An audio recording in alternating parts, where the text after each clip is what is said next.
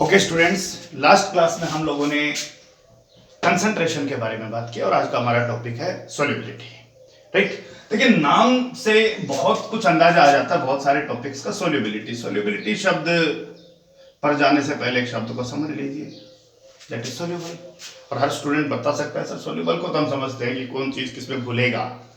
Right, soluble है या नहीं है। Sugar is soluble in water, right, oil is not soluble in water. तो सोल्यूबल शब्द का मतलब हमें पता है कि घुलना। राइट, सोल्यूबिलिटी शब्द का मतलब है कि कितना घुलेगा। सोल्यूबल घुलेगा और सोल्यूबिलिटी कितना घुलेगा, the extent, how much. Right, तो सोल्यूबिलिटी को डिफाइन करने के लिए अब एक क्वेश्चन आपसे पूछता हूं कि how much sugar is soluble in water. How much sugar is soluble in water. This is a very simple question for you कि चीनी पानी में कितना घुलेगी। राइट, अब बहुत सारे स्टूडेंट्स का जवाब अलग अलग होगा। पहला स्टूडेंट ए कहेगा कि सर क्वांटिटी ऑफ वाटर तय करेगा कि कितना घुलेगा। मानते हो नहीं मानते हो? अगर किसी ने कम पानी लिया तो कम घुलेगा, ज्यादा पानी ले लिया तो ज्यादा घुलेगा।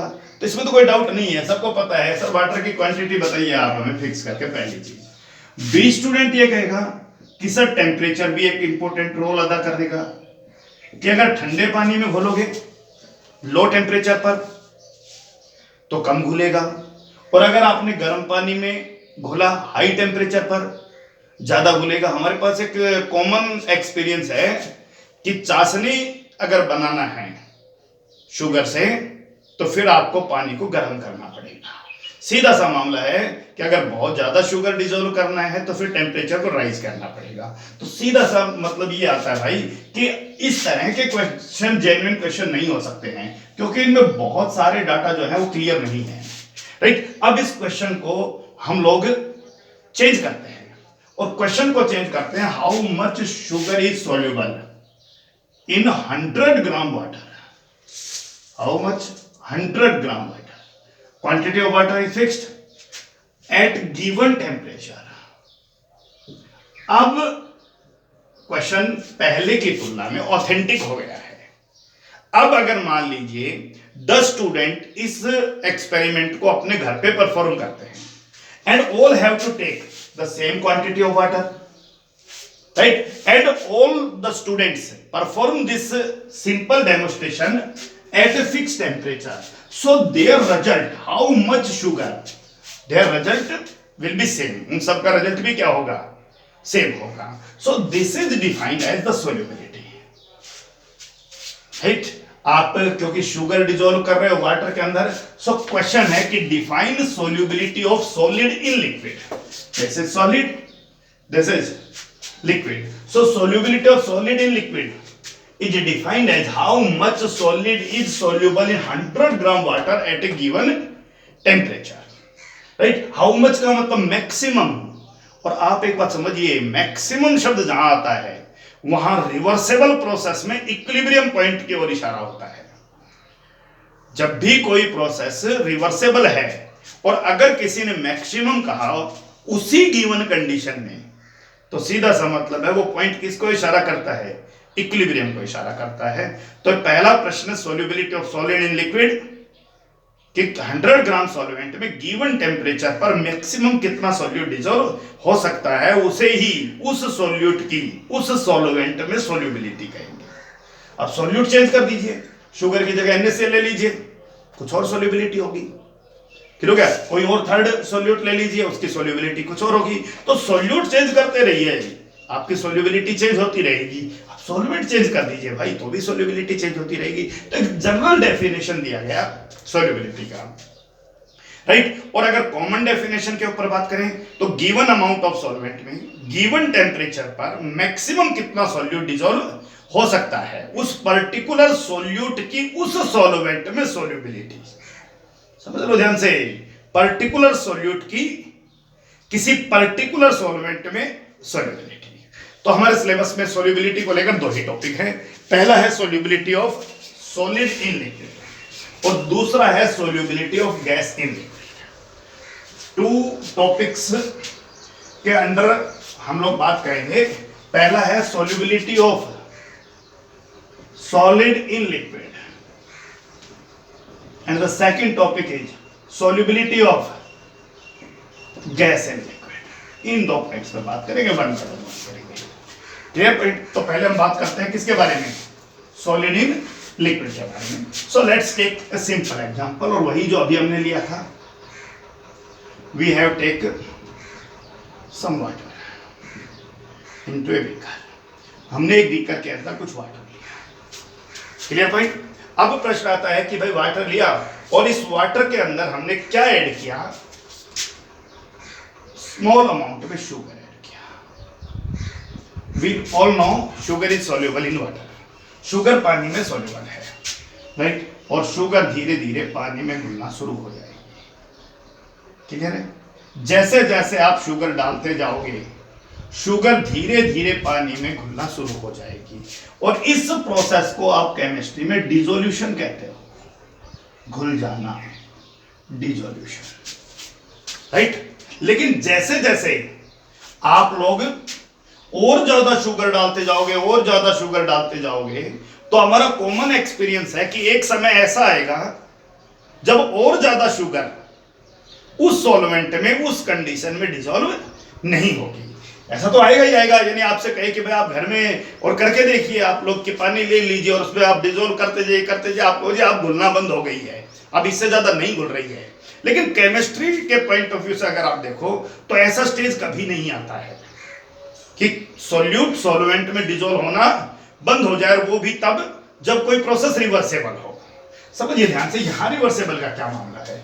जैसे जैसे सॉल्यूशन में शुगर के पार्टिकल्स बढ़ेंगे, ये शुगर के पार्टिकल्स आपस में कोलाइड करना शुरू करेंगे, और जब ये शुगर के पार्टिकल सॉल्यूशन में आपस में कोलाइड करेंगे तो डिसॉल्व्ड शुगर पार्टिकल्स शुगर के क्रिस्टल्स में बदलने लग जाएंगे, और इस फिनोमिना को कहेंगे क्रिस्टलाइजेशन। एक अपोजिट प्रोसेस स्टार्ट हो गया भाई। और कौन सा प्रोसेस?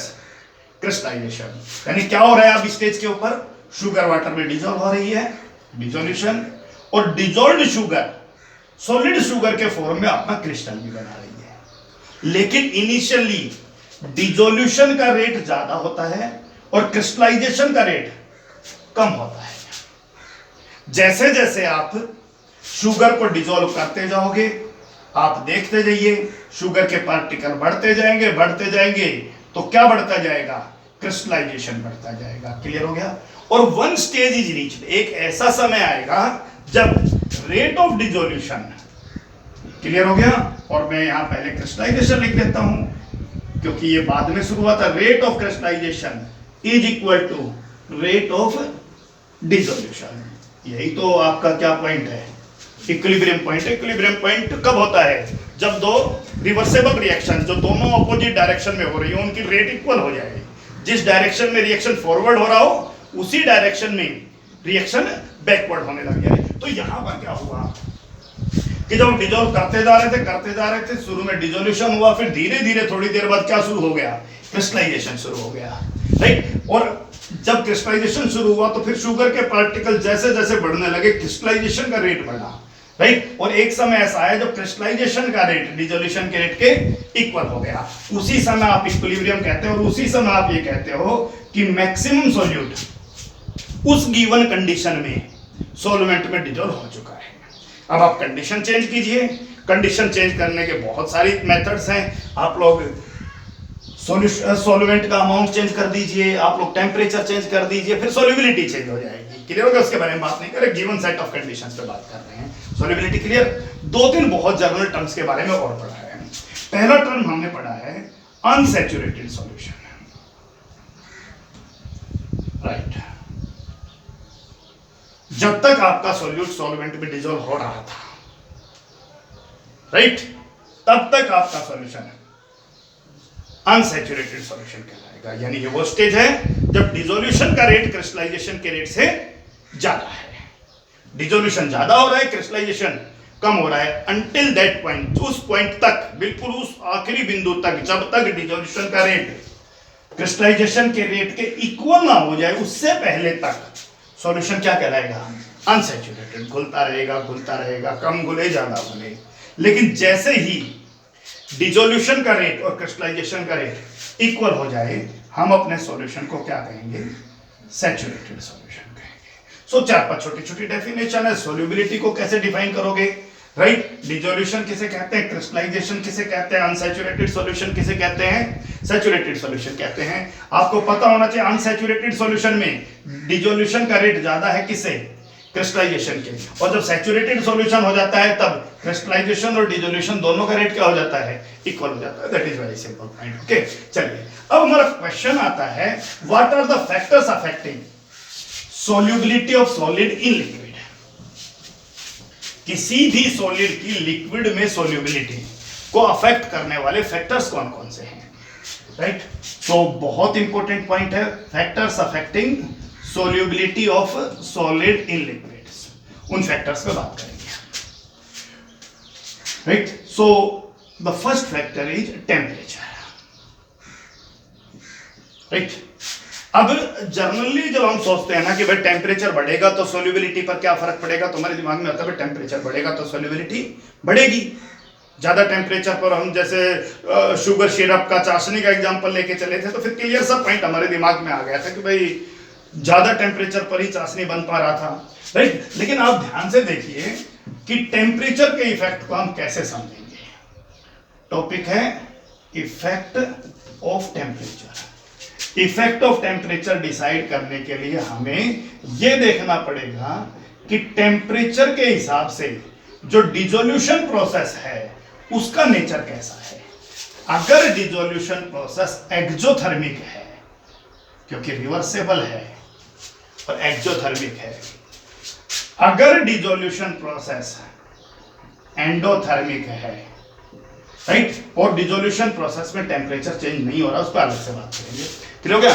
तो डिसोल्यूशन प्रोसेस एक्सोथर्मिक है तो टेम्परेचर बढ़ाने का डिसोल्यूशन पर क्या फर्क पड़ेगा, और डिसोल्यूशन प्रोसेस अगर एंडोथर्मिक है तो फिर टेम्परेचर बढ़ाने का डिसोल्यूशन पर या सोल्यूबिलिटी पर क्या फर्क पड़ेगा, उसके बारे में बात करते हैं। थोड़ा सा समझिए ली Chatelier principal. Right,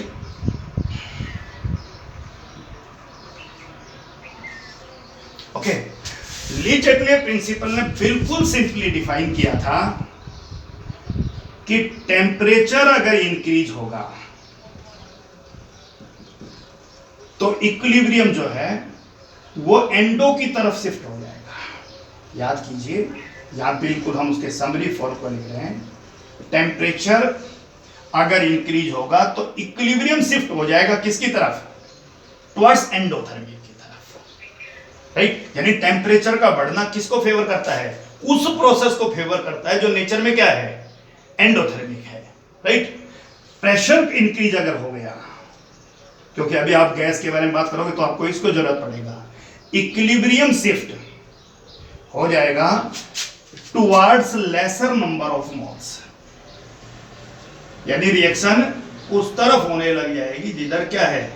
laser number of moles हैं। इन दोनों को थोड़ा समझ लो आप, ताकि आगे दिक्कत ना आए। आगे भी इन चीजों का बड़ा जिक्र करेंगे, समझिए ध्यान से। ये एक रिएक्शन है और A प्लस बी मिलके, राइट, और A प्लस बी की बजाय मैं लिख देता हूं A प्लस वाटर, और दोनों मिलके आपका A एक्वा सॉल्यूशन तैयार हो गया।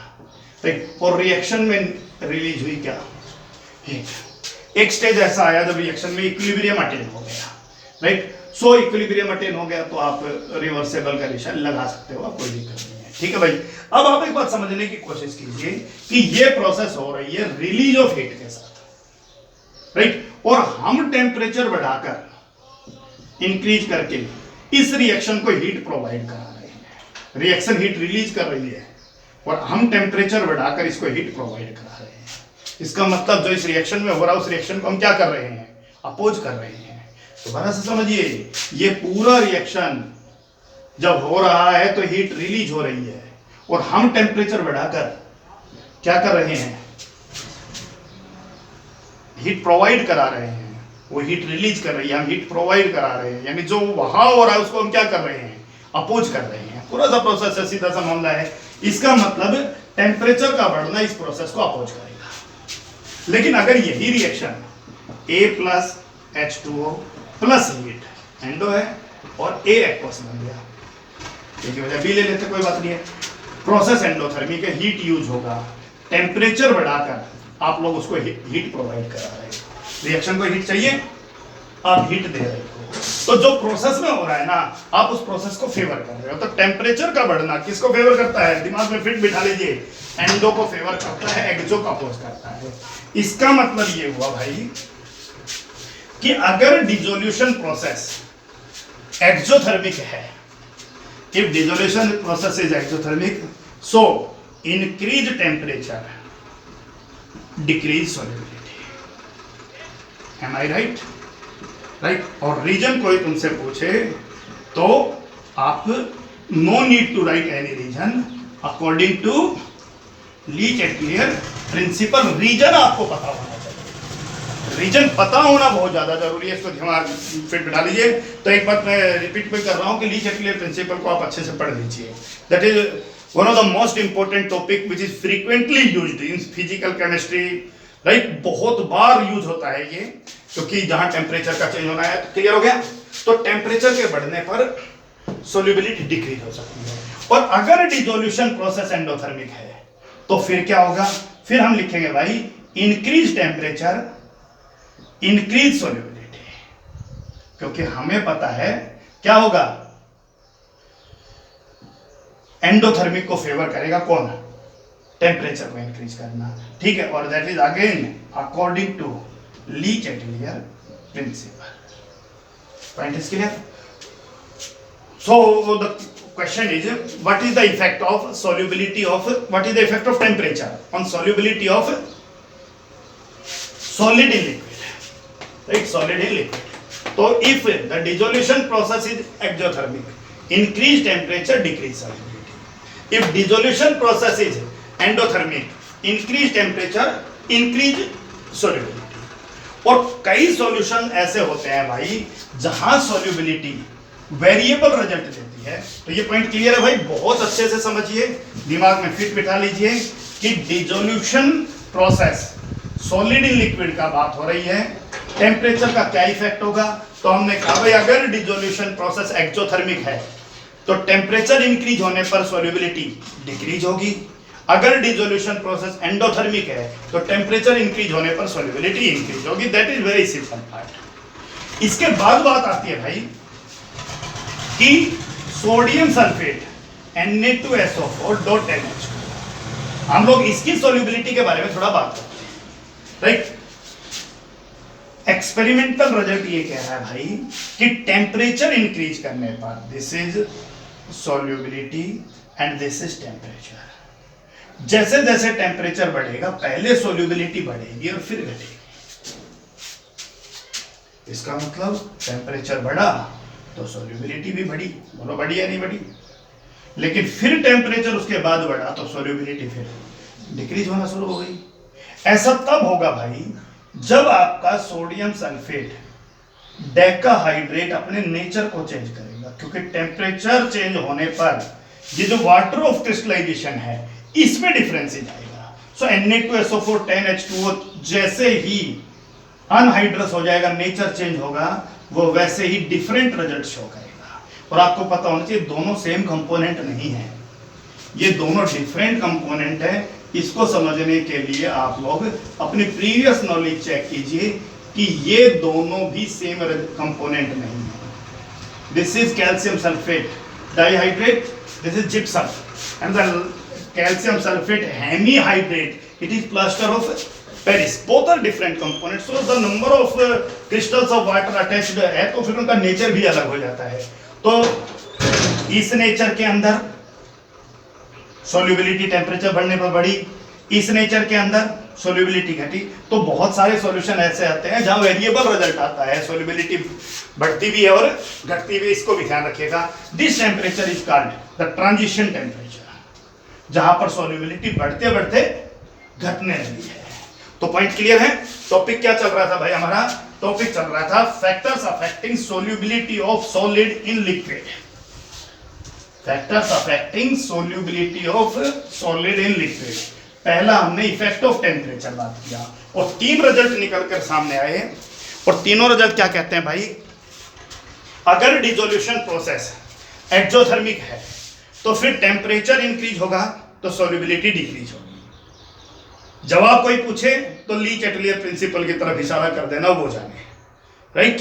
अगर प्रश्न पूछा गया कि टेम्परेचर इंक्रीज होगा प्रोसेस एंडोथर्मिक है तो फिर जवाब होगा इस बार सॉल्युबिलिटी इंक्रीज होगी, राइट। जवाब पूछे फिर ली चैटलियर प्रिंसिपल के ऊपर डाल देना भाई, राइट। और कुछ सॉल्यूशंस ऐसे हैं जहां सॉल्युबिलिटी पहले इंक्रीज होती है और फिर डिक्रीज होती है, जिसका एक बहुत कॉमन एग्जांपल आपको सोडियम सल्फेट डेकाहाइड्रेट बताया। तो effect of temperature. The next one is nature. Nature को लेकर पॉइंट क्लियर है। The story is clear like dissolve like dissolve like, जिनका नेचर सेम है वो एक दूसरे के अंदर डिसॉल्व हो जाते हैं। सीधा सा मतलब polar dissolve, polar non polar dissolve non polar, right. और इसको समझने के लिए आप लोग बहुत अच्छे से एक एग्जांपल देता हूं और वो एग्जांपल ये है भाई कि पोलर का एग्जांपल मैं लिख देता हूं, वाटर पोलर है और आयोनिक कंपाउंड NaCl पोलर है। आयोनिक है तो डेफिनेटली पोलर है, राइट। और अगर नॉन पोलर के बारे में बात करें तो पेंट आपका नॉन पोलर है, ऑयल आपका नॉन पोलर है। अब प्रश्न आता है, हम लोग बात कर रहे हैं सोल्यूबिलिटी को लेकर और मेरा प्रश्न है कि पेंट वाटर के अंदर सोल्यूबल है या नहीं है। So paint is non polar, water is polar, no soluble. Point is clear. तो सेकंड क्वेश्चन है NaCl वाटर के अंदर सोल्यूबल है या नहीं है। Yes, polar polar soluble. मेरा अनदर क्वेश्चन है NaCl ऑयल के अंदर सोल्यूबल है या नहीं है। Not soluble, polar non polar, clear हो गया। और पेंट ऑयल के अंदर सोल्यूबल है या नहीं है। Yes, it is soluble because non polar non polar. So nature के ऊपर बहुत कुछ डिपेंड करता है। उसके बाद बात आती है भाई, जो ज्यादा पोलर होगा वो ज्यादा घुलेगा और जो कम पोलर होगा वो कम घुलेगा। इसमें भी कोई डाउट नहीं है, नेचर के ऊपर डिपेंड कर रहा है। तो एक बहुत सिंपल सा प्रश्न कि CH3 NH2 एंड CH3OH। अब प्रश्न आता है, ये तो CH3 तो नॉन पोलर पार्ट है, लेकिन NH पार्ट पोलर है और OH पार्ट पोलर है, राइट। NH पार्ट पोलर है और OH पार्ट पोलर है। और हम सबको पता है भाई कि NH पार्ट कम पोलर है क्योंकि इलेक्ट्रोनेगेटिविटी डिफरेंस यहां पर कम है, और OH पार्ट ज्यादा पोलर है क्योंकि इलेक्ट्रोनेगेटिविटी डिफरेंस यहां पर ज्यादा है। आप लोग थ्योरेटिकल वैल्यू जो लेके चल रहे थे उसको थोड़ा चेक कर लीजिए, क्लियर हो गया कि नहीं हो गया। 2.1 and that is 3.0। So the difference in the electronegativity is less here. 3.0 2.1, 3.5 2.1। So the difference in the electronegativity is less here, so less polar. ये लेस खींचेगा, क्लियर हो गया। पोलरिटी के बारे में बहुत बात किया भी और बहुत बात करेंगे भी आगे। मामला आ जाता है यहां पर difference in the electronegativity is more, so this bond is more polar. So definitely CH3NH2, अगर आप पोलर मॉलिक्यूल्स पोलर सॉल्वेंट में बात करो तो CH3OH मोर सोल्यूबल है। किसकी तुलना में? CH3NH2 की तुलना में। तो प्रश्न क्या चल रहा था आपका कि सोल्यूबिलिटी नेचर पे डिपेंड करती है या नहीं करती है, तो ये भी हमें ध्यान रखना था, ठीक है। और एक बात ध्यान रखिएगा कि ये जो दोनों एग्जांपल दिए गए ये लिक्विड्स के एग्जांपल है, सॉलिड इन लिक्विड के एग्जांपल नहीं थे। यहां सिर्फ हम नेचर को थोड़ा समझने की कोशिश करें, इसलिए सेपरेट एग्जांपल आपको बता दिए। क्लियर है यहाँ पर पॉइंट? तो उनके बारे में हमने वहां बात कर लिया था। तो एक बात समझिए ध्यान से, solubility of solid in liquid, temperature का डिपेंडेंस क्लियर हो गया, नेचर का डिपेंडेंस क्लियर हो गया। टेम्परेचर का डिपेंडेंस, डिसोल्यूशन प्रोसेस एक्सोथर्मिक है तो क्या रिजल्ट देगा, एंडो होगा तो क्या रिजल्ट होगा, सोडियम सल्फेट डेकाहाइड्रेट के केस में अलग से बात कर रहे थे हम। उसके बाद नेचर के ऊपर बात हो गया। तीसरा point solubility of solid in liquid pressure के साथ कैसे चेंज होती है, और प्रेशर के साथ जो चेंज है वो ना के बराबर चेंज है, नेग्लिजिबल चेंज, क्योंकि ना तो सॉलिड्स कंप्रेस होते हैं और ना ही लिक्विड्स कंप्रेसिबिलिटी शो करते हैं, यानी ये ना के बराबर कंप्रेसिबिलिटी शो करते हैं। तो जब इनके ऊपर प्रेशर का कोई इफेक्ट होना ही नहीं है तो फिर सीधा सा मामला, भाई प्रेशर के ऊपर इफेक्ट नहीं होगा, प्रेशर इनके ऊपर कोई इफेक्ट नहीं डालेगा, तो फिर प्रेशर की वजह से सॉलिड की लिक्विड में सॉल्युबिलिटी चेंज नहीं होगी। तो this is the first point, first topic. और फर्स्ट टॉपिक हमारा क्या था, what is solubility, solubility of solid in liquid and what are the factors which affecting solubility of solid in liquid। 3 points पर हमने 1 by 1 बात किया, और 3 points थे आपके टेम्परेचर का इफेक्ट, नेचर का इफेक्ट, और हमने बात किया प्रेशर का इफेक्ट। तो प्रेशर नेग्लिजिबल इफेक्ट शो कर रहा था, ये भी हमारा एक पॉइंट क्लियर हो गया। अब हमारा अगला जो टॉपिक आता है वो आता है भाई solubility of gas in liquid. इसको चेंज कर देते हैं हम, और बहुत इंपॉर्टेंट टॉपिक है हमारा solubility of gas in liquid. Right, थोड़ा समझने की कोशिश करते हैं, कौन घुलेगा कौन नहीं घुलेगा। ये ले लीजिए आप वाटर, राइट, आप वाटर के अंदर नॉन पोलर गैसेज डालिए, नाइट्रोजन डालिए, आप लोग O2 डालिए, क्लियर हो गया, ठीक है, आप लोग हीलियम गैस डालिए, आप लोग वाटर के अंदर अमोनिया गैस डालिए, आप लोग सल्फर डाइऑक्साइड गैस डालिए, सल्फर ट्राइऑक्साइड गैस डालिए। कॉमन सा ऑब्जर्वेशन है भाई कि ये गैसेज वाटर के अंदर बहुत कम अमाउंट में डिसॉल्व होती हैं, वेरी लेस सोल्युबिलिटी, और ये जो गैसेज हैं जो दूसरी साइड में लिखी हैं इनकी वाटर में सोल्युबिलिटी बहुत ज्यादा होती है। राइट, तो हमारा ऑब्जर्वेशन ये कहता है कि H2O, O2, N2, NH3 and SO2, और right, water plus O2 is H2O plus O2। जितना भी लेस अमाउंट में, सबको पता है कि इतना डिजोल्व हो जाता है कि एक्वेटिक एनिमल्स कंफर्टेबली सर्वाइव कर पाते हैं, उससे ज्यादा डिजोल्व नहीं होगा। Right, H2O plus N2, right, बहुत लेस अमाउंट में सोल्यूबल है। NH3 और वाटर रिएक्शन कर लेते हैं, NH4OH, H2 और SO2 रिएक्ट कर लेते हैं, H2SO3। तो हमें एक बात समझ में आया कि जो गैसेज सॉल्वेंट के साथ केमिकली रिएक्ट कर लेती हैं वो मोर सॉल्युबल गैसेज हैं, और जो सॉल्वेंट के साथ केमिकली रिएक्ट नहीं करती हैं वो लेस सॉल्युबल गैसेज है। क्लियर है पॉइंट, कौन सी गैसेज ज्यादा घुलेंगी, जो सॉल्वेंट के साथ केमिकली रिएक्ट कर रही है वो ज्यादा सॉल्युबल गैसेज हैं, और जो रिएक्ट नहीं कर रही है वो आपकी क्या है, लेस सॉल्युबल गैसेज है। तो पॉइंट क्लियर है आपका, ओके। वन मोर पॉइंट आपके दिमाग में क्लियर होना चाहिए, ठीक है, हमें पता चल गया कि ऑक्सीजन वाटर के साथ केमिकली रिएक्ट नहीं कर रहा है इसलिए मैं उसको लेस सॉल्युबल कह रहा हूं, और सल्फर डाइऑक्साइड वाटर के साथ केमिकली रिएक्ट कर रहा है तो मैं उसको मोर सॉल्युबल कह रहा हूं। Point clear.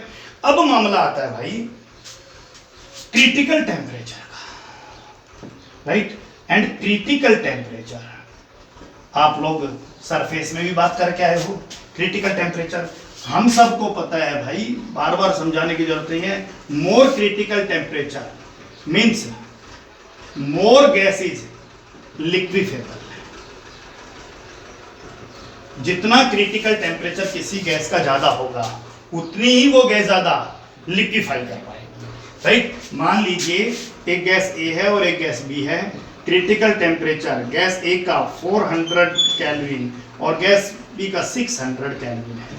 Critical temperature, the temperature above which a gas can not be liquefied. So A का क्रिटिकल टेम्परेचर 400 केल्विन है, इसका मतलब ए 400 केल्विन से अबाउ लिक्विफाई नहीं हो सकती। बी 600 तक लिक्विफाई हो सकती है लेकिन 600 से अबाउ लिक्विफाई नहीं हो सकती। इसका मतलब बी गैस ज्यादा लिक्विफेबल है क्योंकि ये ए की तुलना में ज्यादा टेम्परेचर पर भी लिक्विफाई हो सकती है। आपसे एक एग्जांपल पूछ रहे 599 पर कौन लिक्विफाई हो पाएगा? भाई ये तो नहीं हो पाएगा, क्योंकि ए का तो आखिरी रेंज 400 केल्विन है। ये इससे ज्यादा टेम्परेचर पर लिक्विफाई नहीं हो सकता, क्योंकि critical temperature is the temperature above which a gas can not B liquefy. चाहे आप कितना ही प्रेशर अप्लाई कर लीजिए, उससे अबव वो गैस लिक्विफाई नहीं होगी। राइट, तो हमने दो गैसेस का क्रिटिकल टेम्परेचर पे बात किया। हमने कहा भाई 399 पर कौन सी गैस लिक्विफाई होगी? ए भी होगी, बी भी होगी। हमने कहा 401 पर हमने कहा ए नहीं होगी, बी होगी। 450 पर ये नहीं होगी, ये होगी। 500 पर ये नहीं होगी, ये होगी। यानी ये तो हाई टेम्परेचर तक भी लिक्विफाई हो रही है। और आपको पता है टेम्परेचर का बढ़ना लिक्विफाई होने को अपोज करता है। लिक्विफाई करना है तो टेम्परेचर घटाइए, कंडेंसेशन होगा, पार्टिकल पास पास आएगा किसी गैस का, तब लिक्विफाई होगा। और हम क्या बढ़ा रहे हैं? टेम्परेचर बढ़ा रहे हैं। तो बहुत सरल सा मामला आपको पता होना चाहिए कि जिस गैस का क्रिटिकल टेम्परेचर ज्यादा है वो गैस ज्यादा लिक्विफेबल है। तो एक थ्योरेटिकल क्वेश्चन को एक्सपेरिमेंटल रिजल्ट में अगर बदलना हो तो एक बहुत सिंपल क्वेश्चन है, NH3 is more soluble in water than oxygen. सबको पता है, ये तो पार्शियली बोलता है, ये रिएक्ट कर देता है। Which have more critical temperature. किसका क्रिटिकल टेम्परेचर ज्यादा होगा? डेफिनेटली NH3 का क्रिटिकल टेम्परेचर ज्यादा होगा। जिसका क्रिटिकल टेम्परेचर ज्यादा, वो ज्यादा लिक्विफेबल है, वो इजीली डिजोल्व होगी। राइट, और जिसका क्रिटिकल टेम्परेचर कम है वो लेस लिक्विफेबल है। ठीक है, अब आप एक और क्वेश्चन पढ़ सकते हो भाई, क्रिटिकल टेम्परेचर का क्वेश्चन आप लोग इंटरमोलिक्यूलर फोर्स पर भी ले सकते हो, क्योंकि गैस का लिक्विफाई होना डिपेंड तो किस पे करता है? क्रिटिकल टेम्परेचर पर। तो बहुत सरल सी भाषा में आप लोग लिख लीजिएगा कि अगर किसी गैस का क्रिटिकल टेम्परेचर ज्यादा है, इसका मतलब ये हुआ कि वो गैस हाई टेम्परेचर तक लिक्विफाई हो पा रही है। समझ में आ गया नहीं आ गया? उसके अंदर इंटरमोलिक्यूलर फोर्स कंपेरेटिवली स्ट्रॉन्ग है। Strong intermolecular force, strong intermolecular force. Right, और सीधा सा मतलब मोर क्रिटिकल टेम्परेचर है तो गैस क्या है? मोर लिक्विफेबल गैस है। और मोर लिक्विफेबल गैस है तो क्या होगा? मोर सोल्यूबल होगी किसी पर्टिकुलर सब्सटेंस में। क्लियर हो गया? तो तीनों पॉइंट ध्यान रखिएगा। क्रिटिकल टेम्परेचर ज्यादा होगा तो ज्यादा लिक्विफेबल होगी, ज्यादा लिक्विड ज्यादा सोल्यूबल होगी, और उसके अंदर इंटरमोलिक्यूलर फोर्स भी क्या होगी? स्ट्रॉन्ग होगी। तो क्वेश्चन आपसे फिर मैं पूछ लेता हूं, ए और B. Critical temperature 600 degree Celsius and 650 degree Celsius. Right, so which gas have more critical temperature? B means more liquefiable, means strong intermolecular force. Right, so critical temperature clear कर लीजिए। तो दो पॉइंट पे हमने बात किया कि भाई जो केमिकली रिएक्ट करेंगी वो तो ज्यादा घुलेंगी, और जो केमिकली रिएक्ट नहीं करेगी वो आपकी ज्यादा डिसॉल्व नहीं होंगी, वो कम डिसॉल्व होंगी। Point clear? अब मामला आता है भाई टेम्परेचर का इफेक्ट। टेम्परेचर का effect, effect of temperature, effect of temperature. Experimental result ये कहता है कि dissolution of gas in liquid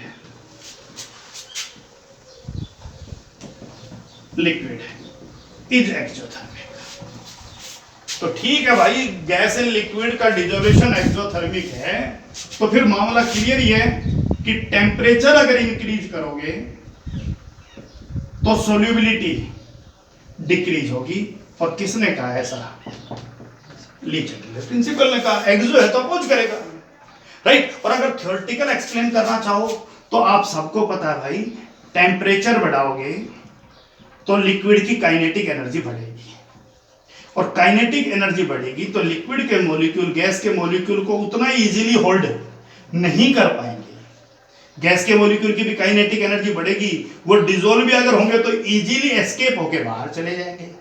तो सीधा सा मामला भाई, टेम्परेचर बढ़ने पर किसी भी गैस की लिक्विड में सोल्यूबिलिटी डिक्रीज होती है, आपको पता होना चाहिए। जितना टेम्परेचर बढ़ाओगे उतना ही सोल्यूबिलिटी कम होती जाएगी। और इसी से एक क्वेश्चन मैं आपसे पूछ लूं कि एक्वेटिक एनिमल्स जो हैं, एक्वेटिक एनिमल का मतलब क्या है? जल में रहने वाले जीव है। एनिमल हमारी साइंस में जीव को रिप्रेजेंट करता है, पशु को नहीं करता है, पता होना चाहिए। सो एक्वेटिक एनिमल जो हैं वो मोर कंफर्टेबल हैं, ज्यादा कंफर्ट करते हैं कोल्ड वाटर में, किसकी तुलना में, in comparison of hot water में ज्यादा कंफर्टेबल नहीं है। क्योंकि सबको पता है भाई कोल्ड वाटर में टेम्परेचर कम है, और टेम्परेचर अगर कम है तो ऑक्सीजन की सोल्यूबिलिटी क्या है, ज्यादा है। जैसे जैसे टेम्परेचर बढ़ेगा वैसे वैसे सोल्यूबिलिटी क्या होगी, डिक्रीज होगी, ध्यान रखना। और जब सोल्यूबिलिटी ऑक्सीजन की कम होगी तो फिर कंफर्टेबल कैसे रहेगा। सो बहुत बार पूछा गया क्वेश्चन है कि एक्वेटिक एनिमल्स ज्यादा कंफर्टेबल किसमें हैं, कोल्ड वाटर में, किसकी तुलना में, हॉट वाटर की तुलना में। जवाब क्या होगा आपका कि कोल्ड वाटर में टेम्परेचर कम है और लो टेम्परेचर पर गैस की लिक्विड में सोल्यूबिलिटी ज्यादा होती है। हम यहाँ कौन सी गैस ढूंढ रहे हैं, ऑक्सीजन ढूंढ रहे हैं भाई, ऑक्सीजन की सोल्यूबिलिटी ज्यादा होगी। One more point is effect of pressure. Pressure का क्या इफेक्ट होगा, इफेक्ट ऑफ प्रेशर, राइट। और टॉपिक चल रहा है हमारा solubility of gas in liquid, right. Gas in liquid पर प्रेशर का क्या इफेक्ट होगा उसके बारे में बात करते हैं। ये समझिए ध्यान से, ये कोई भी लिक्विड है, राइट। और इस लिक्विड के अंदर हमें कोई भी गैस डिसॉल्व करनी है। These are the gases particle, जिसको डिसॉल्व करना है। तो भाई आपको पता है गैस तो एस्केप कर जाएगी, तो आप लोगों को कोई भी कंटेनर को बंद करना पड़ेगा। हम लोग एक पिस्टन लगा देते हैं, राइट। अब मामला क्लियर है कि कुछ डिसॉल्व हो गई, प्रेशर अप्लाई कीजिए, कांटेक्ट और ज्यादा होगा और ज्यादा डिसॉल्व होगी। क्लियर हो गया कि नहीं? इसका मतलब कि कितना अमाउंट इस सॉल्यूशन में गैस का मिलेगा, the amount of gas in solution is directly proportional to the pressure of the gas, the pressure of the gas over the surface of solution. solution की सरफेस पर गैस का जितना ज्यादा pressure होगा उतना ही वो गैस उस सॉल्यूशन में ज्यादा डिसॉल्व होगी। So mass directly proportional to pressure. Clear हो गया? ध्यान रखना है, हमेशा से शर्त चलता है एट कांस्टेंट टेम्परेचर, और मैक्सिमम कब डिसॉल्व होगा, जब इक्विलिब्रियम का अटेन कर लेगा।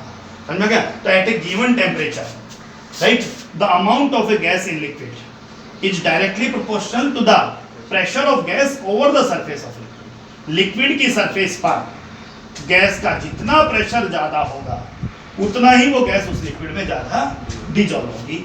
और इसे आपकी केमिस्ट्री में हेनरीज लॉ कहा गया। क्या कहा गया? Henry's law. तो बहुत इंपॉर्टेंट है, उसके बारे में हम अगले 10-15 मिनट में बात करेंगे। Henry's law. सो कोई कहे भाई हेनरीज लॉ को डिफाइन करो, आपको the amount of a gas in liquid, this m represent to amount of gas in liquid.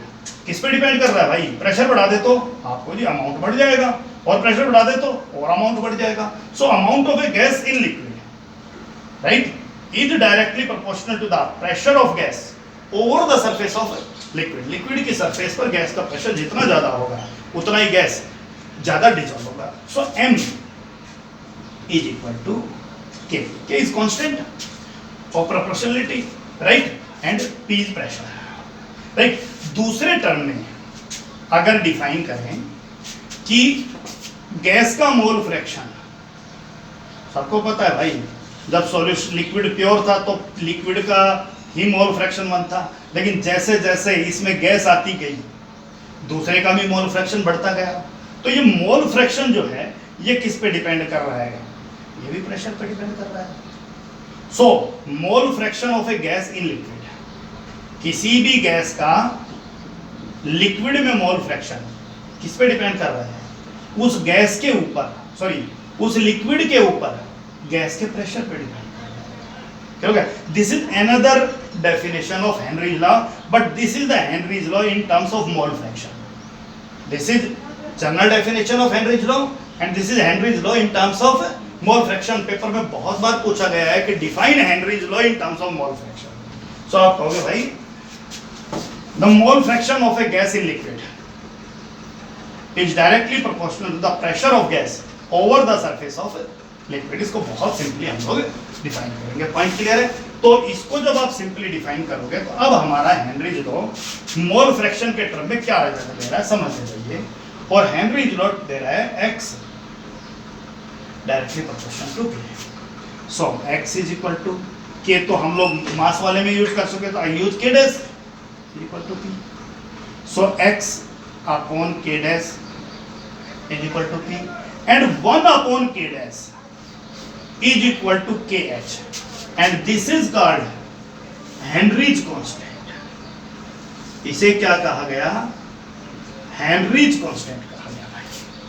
1 upon k dash को क्या कहा गया? Henry's constant. So x into 1 upon k dash, it is 1 upon k dash, that is kh, it is called p. So x is equal to p upon kh. This is a simple definition. Right, अब ये result हमारा बड़ा मदद करेगा। एक बार फिर से समझ लीजिए हम लोग किस कहानी पर कहां तक पहुंच गए।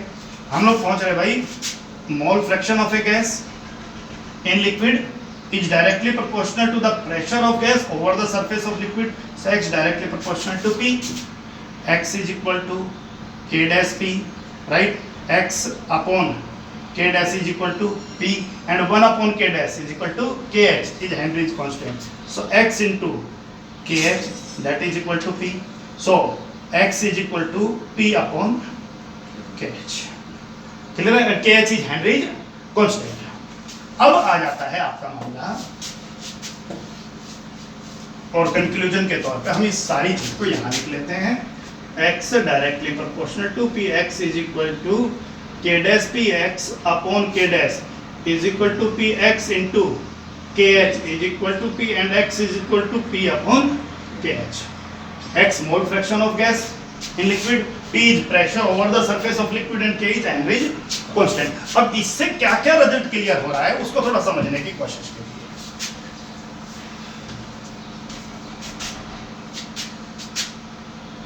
x is equal to p upon kh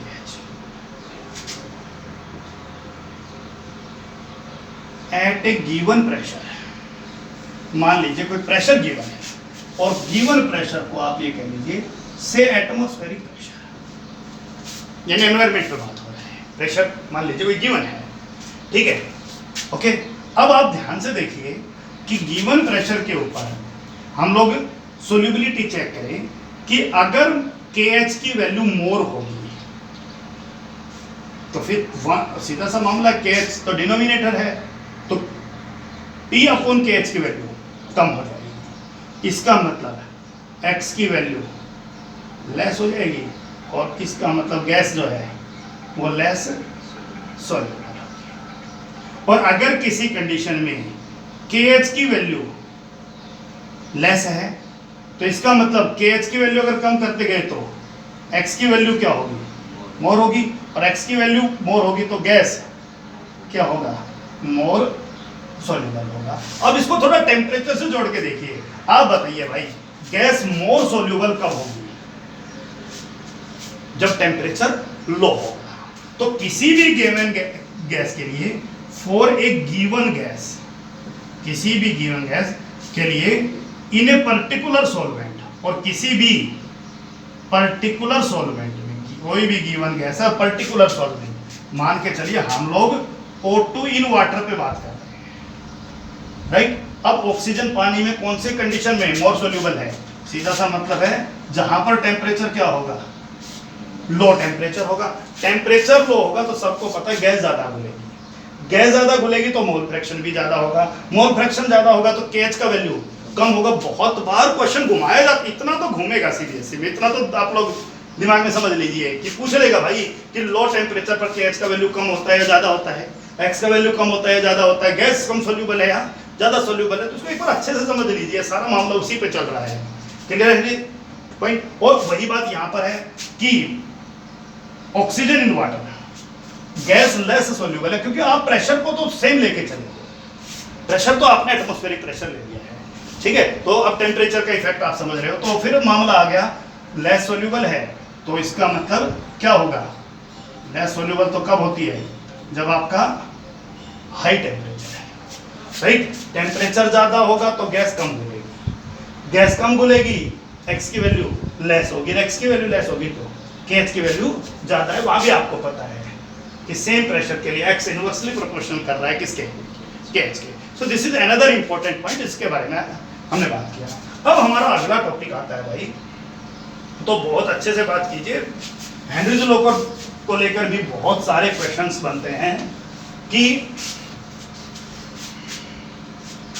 आपको सिर्फ रिलेशन ध्यान रखना है और क्वेश्चन आपसे पूछ लिया O2 in water at 298 Kelvin and at 308 Kelvin, in which case it have more KH। सो अब आप देखिए O2 वाटर के अंदर इस टेम्परेचर पर ज्यादा घुलेगा, टेम्परेचर पर ज्यादा घुलेगा तो मोल फ्रैक्शन ज्यादा होगा, मोल फ्रैक्शन ज्यादा होगा तो KH कम होगा। तो यहाँ KH की वैल्यू आपकी क्या है, लेस है, और यहाँ पर KH की वैल्यू क्या होगी, मोर होगी। KH की वैल्यू मोर होगी, KH की वैल्यू मोर होगी, x कम होगा, x कम होगा तो कम मिलेगा। सबको पता है भाई 308 केल्विन पर 298 केल्विन की तुलना में कम होगा। पॉइंट क्लियर है? तो बहुत अच्छे से इस क्वेश्चन को, इस एग्जांपल को लेकर आप लोग सॉल्व कीजिएगा। हमारा टॉपिक आता है limitations of Henry's law. Henry's law के लिमिटेशन ध्यान से समझिए। हेनरीज लॉ की जरूरत कब पड़ी, जब आप किसी भी गैस को किसी लिक्विड में डिसॉल्व कर रहे हो और वो नॉर्मली नहीं घुल रहा। क्या अप्लाई कर रहे हो आप, प्रेशर लगा रहे हो, प्रेशर बढ़ाते जा रहे हो, बढ़ाते जा रहे हो। तो अगर कोई गैस लिक्विड में हाईली सोल्यूबल है तो डालोगे घुल जाएगी, प्रेशर बढ़ाने की जरूरत नहीं पड़ेगी। फिर हेनरी लॉ कहाँ काम करेगा? पॉइंट क्लियर कीजिए, हेनरीज लॉ काम नहीं करेगा कब, हाईली सोल्यूबल गैसेज अगर किसी पर्टिकुलर सॉल्वेंट में है। क्लियर है पॉइंट? डालते ही अगर गैस लिक्विड के साथ केमिकली रिएक्ट कर रहा है उस कंडीशन में, तो फिर रिएक्ट कर रहा है तो रिएक्शन कर लेगा, रिएक्शन कर लेगा तो घुल जाएगा। इसका मतलब तो भी आपका हेनरीज लॉ काम नहीं करेगा। दो बहुत सिंपल पॉइंट बताया, गैस लिक्विड में हाईली सॉल्यूबल है तो हेनरी लॉ काम नहीं करेगा, गैस लिक्विड के अंदर रिएक्ट कर रहा है तो भी हेनरीज लॉ काम नहीं करेगा। एट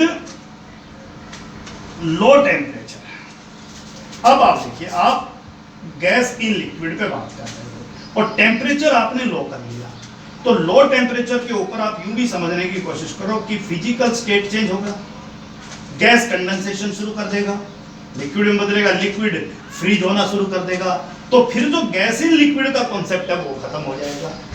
इसका मतलब कि लो टेम्परेचर पर हेनरीज लॉ काम नहीं कर रहा है। क्लियर हो गया? अगर टेम्परेचर लो करोगे तो लिक्विड फ्रीज होना शुरू होगा, गैस जो है वो कंप्रेस होना, कंडेंस होना शुरू होगा। ठीक है?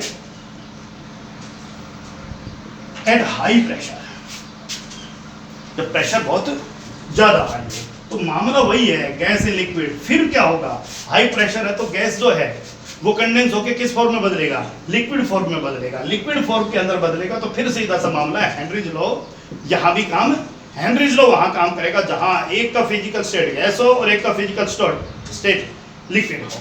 तो हेनरीज लॉ कब तक काम नहीं करता?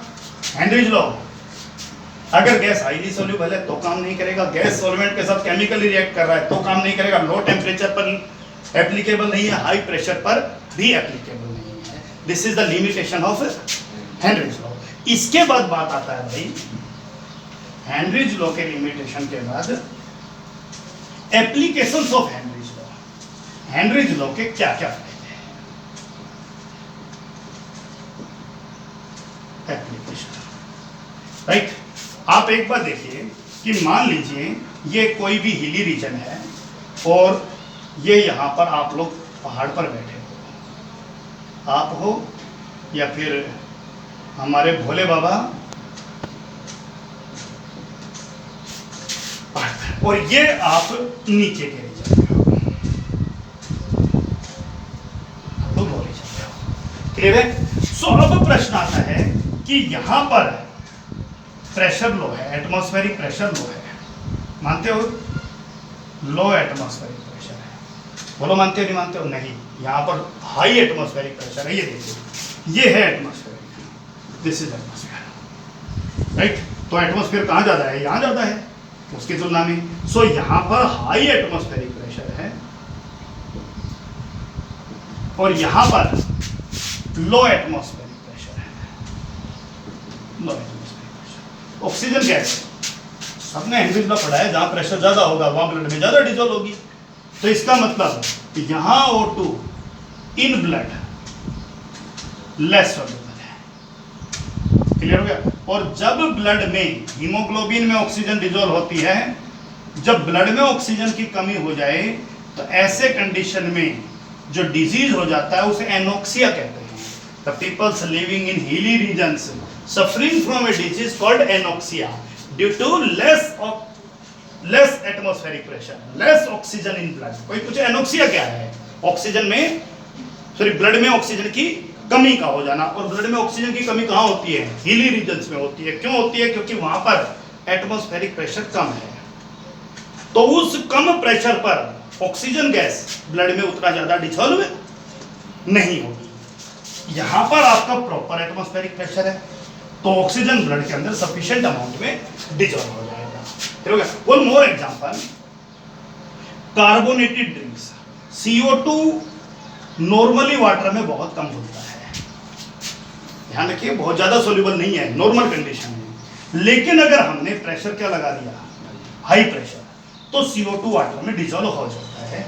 आपकी जो कार्बोनेटेड ड्रिंक्स हैं, जो कोल्ड ड्रिंक्स हैं, कार्बोनेटेड ड्रिंक्स, उनमें कार्बन डाइऑक्साइड गैस होती है। आपका कोका कोला, मिरिंडा, समझ में आगे नहीं आगे, पेप्सी, इनके टेस्ट को तीखा बनाने के लिए इनमें क्या किया जाता है? CO2 डिसॉल्व किया जाता है हाई प्रेशर पर। तो ढक्कन खोलते हो तो गैस निकलता है, जैसे ही प्रेशर कम करते हो। समझ में आगे नहीं आ गया? तो आपको पता होना चाहिए कि कार्बोनेटेड ड्रिंक्स हेनरीज लॉ के तहत ही बनाई गई हैं कि प्रेशर को बढ़ाकर CO2 डिसॉल्व किया गया है।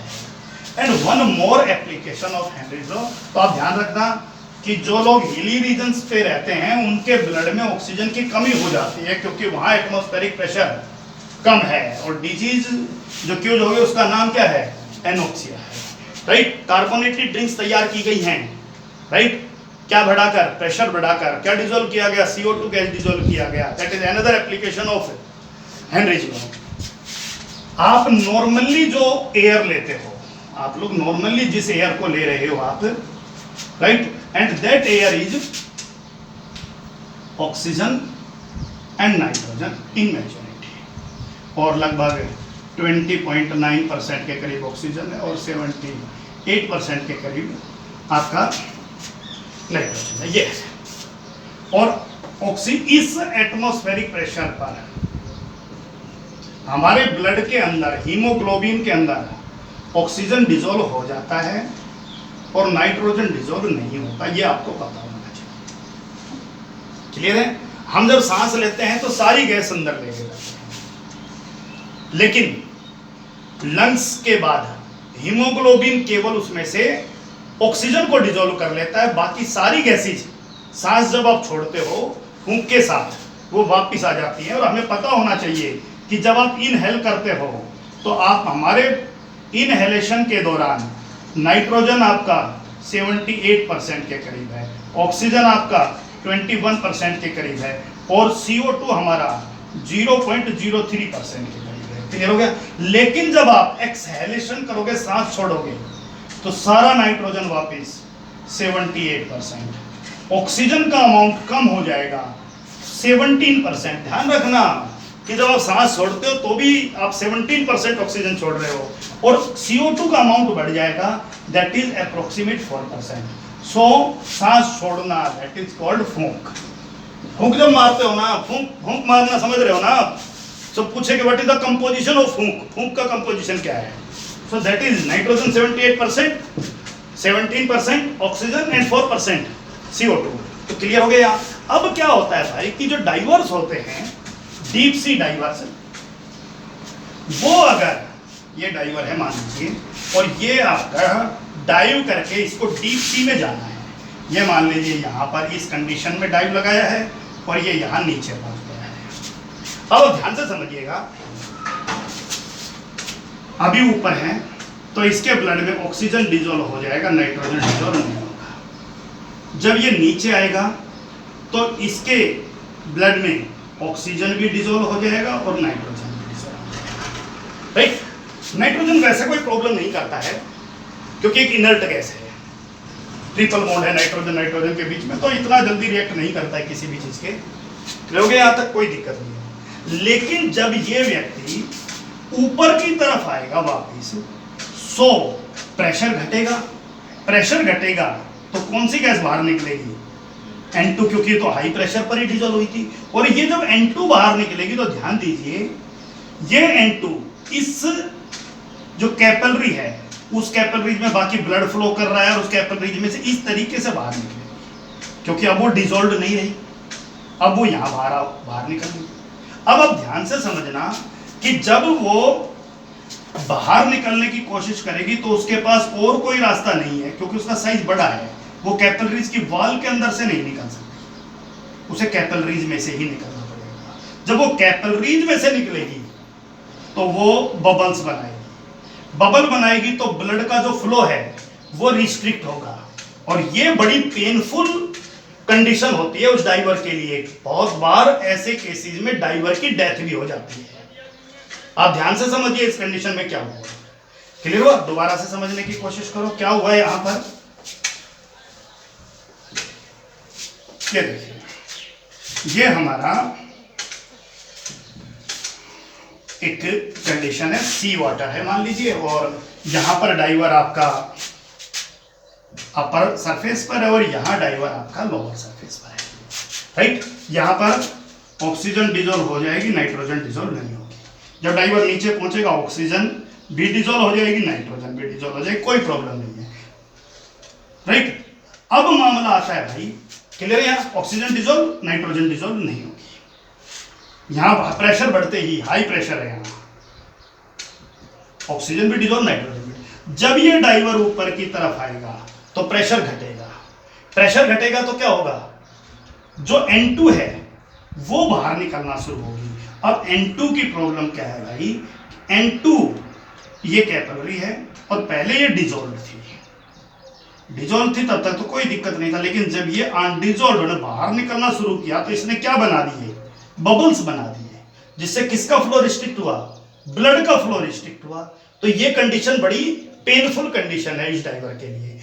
करते क्या है फिर कि जब जो डाइवर नीचे एयर लेके जाते हैं उसकी एयर में नाइट्रोजन का थोड़ा कंपोनेंट कम कर देते हैं और एक एडिशनल गैस का कंपोनेंट बढ़ा देते हैं, किसका? हीलियम का। यानी नाइट्रोजन खत्म नहीं किया, इसको कम किया, नेचुरल कंपोजिशन रखने के लिए कम कर दिया, खत्म नहीं किया, और क्या एडिशनल कर दिया? हीलियम। अब क्या होगा भाई? फिर वही कंडीशन कि जब वो नीचे जाएगा हीलियम डिजोल्व नहीं होगी, यहां पर ऑक्सीजन डिजोल्व होगी, नाइट्रोजन डिजोल्व नहीं होगी। जब वो यहां आएगा तो हीलियम भी डिजोल्व हो जाएगी, ऑक्सीजन भी डिजोल्व हो जाएगी, नाइट्रोजन भी डिजोल्व हो जाएगी। जब वो ऊपर की तरफ आएगा तो हीलियम और नाइट्रोजन बाहर निकलने की कोशिश करेंगे। दोनों बाहर निकलने की जब कोशिश करेंगे तो ये जो हीलियम है ना, इसका साइज छोटा होता है, ये इसकी मेम्ब्रेन के थ्रू भी बाहर निकल सकती है। क्लियर हो गया? तो हीलियम का साइज छोटा है इसलिए ये बाहर निकल पा रहा है। क्लियर हो गया कि नहीं हो गया? तो आपको पता होना चाहिए कि एडिशनल हीलियम गैस क्यों डाला गया है। ये बात क्लियर है? तो मैं फिर से रिपीट कर रहा हूं भाई कि हेनरीज लॉ के क्या क्या एप्लीकेशंस हैं। पहला एप्लीकेशन बताइए हेनरीज लॉ का, carbonated drinks. Right? High pressure के ऊपर CO2 गैस डिसॉल्व किया गया है। राइट? दूसरा, जो पीपल्स हिली रीजन्स के अंदर रहते हैं उनके ब्लड में ऑक्सीजन का कमी हो जाता है, जो डिजीज हो जाता है उसे एनोक्सिया कहते हैं। और तीसरा, जो डीप सी डाइवर्स होते हैं वो अपने जो ऑक्सीजन सिलेंडर, गैस सिलेंडर है, उसमें एडिशनल कौन सी गैस डाल के लेके जाते हैं? हीलियम गैस डाल के ले जाते हैं। एडिशनल होती है, नेचुरल कंपोजिशन को बहुत ज्यादा डिस्टर्ब नहीं करते। समझ में आ गया नहीं आ गया? एडिशनल होती है। तो क्या होता है भाई कि जब वो नीचे जाएंगे तो जैसे जैसे वो नीचे जाएंगे सारी एडिशनल गैसेस बल्ब में डिजॉल्व होंगी। जब वो ऊपर की तरफ आएंगे तो जो एक्स्ट्रा गैसेस हैं वो बाहर निकलेंगी। हीलियम का साइज छोटा होता है, तो हीलियम को ब्लड से बाहर निकालने के लिए क्या करना है? केवल उसी पाथ की जरूरत नहीं है, वो मेम्ब्रेन के थ्रू भी बाहर निकल सकती है। तो बहुत इंपॉर्टेंट टॉपिक डिस्कशन करना है आपको। और टॉपिक क्या था मैं फिर से रिपीट करता हूं। आज हमने क्या पढ़ा, 1 मिनट में रिपीट कर रहे हैं। हमारा टॉपिक था सॉल्युबिलिटी ऑफ, हमने डिफाइन किया solubility of solid in liquid, उस पर हमने डिसोल्यूशन, क्रिस्टलाइजेशन, राइट, और उसके बाद हमने बात किया सैचुरेटेड अनसैचुरेटेड दोनों सॉल्यूशंस के बारे में, किन किन फैक्टर्स पे डिपेंड करता है उस पर हमने बात किया, टेम्परेचर का इफेक्ट, नेचर का इफेक्ट, प्रेशर का इफेक्ट होता नहीं है। फिर हम गैस या लिक्विड पे आ गए, फिर हमने कहा भाई कौन सी गैस जो रिएक्ट कर लेती है वो ज़्यादा घुलती है, जो रिएक्ट नहीं करती वो कम घुलती है। क्रिटिकल टेम्परेचर पे आ गए, जिनका क्रिटिकल टेम्परेचर ज़्यादा होता है वो ज़्यादा घुल जाएंगी, क्रिटिकल टेम्परेचर कम होगा वो कम घुलेंगी। टेम्परेचर के इफेक्ट पे बात किया तो हमने कहा भाई डिसोल्यूशन गैस का लिक्विड में एक्सोथर्मिक है तो टेम्परेचर बढ़ेगा तो सॉल्युबिलिटी डिक्रीज हो जाएगी। फिर प्रेशर पे बात आए तो प्रेशर पे बात आए तो फिर हमारा हेनरीज लॉ आ गया। फिर हम केएच के ऊपर बात कर रहे थे, हेनरी कांस्टेंट। फिर हमने लिमिटेशंस ऑफ हेनरीज लॉ बात किया और लास्ट में हमने एप्लीकेशंस ऑफ हेनरीज लॉ बात किया। So that's all for today.